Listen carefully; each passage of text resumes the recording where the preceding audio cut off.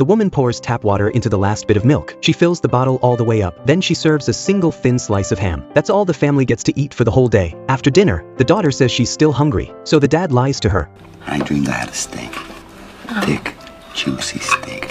Like this, Rosie. Wow. And then I had a mountain of mashed potatoes.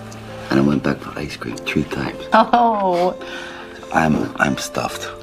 I'm absolutely full. I cannot eat another thing. Wanna give me a hand?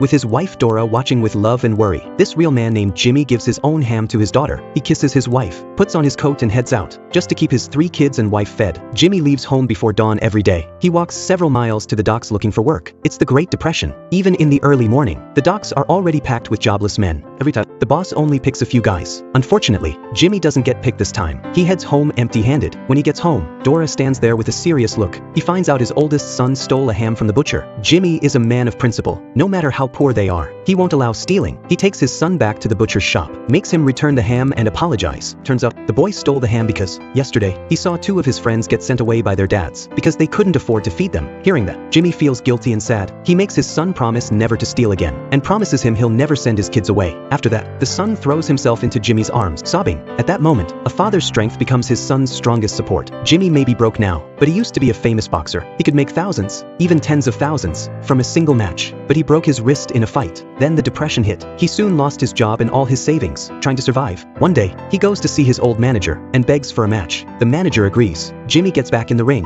and the fight begins. But with his old injury, and the fact that his opponent is just a third-rate boxer, the match is dull and uneventful. The crowd boos loudly. To try to turn things around, Jimmy is forced to use his right hand, but his wrist isn't healed, and he breaks it again. The match becomes even more boring. The crowd boos even louder. The ref finally calls the fight off. The boss yells at the manager, and even threatens to revoke Jimmy's boxing license. When Jimmy hears the news, he begs the boss for another chance, but the boss has no sympathy. To him, Jimmy's not worth anything anymore. The next day, Jimmy goes back to the docks with his injured hand.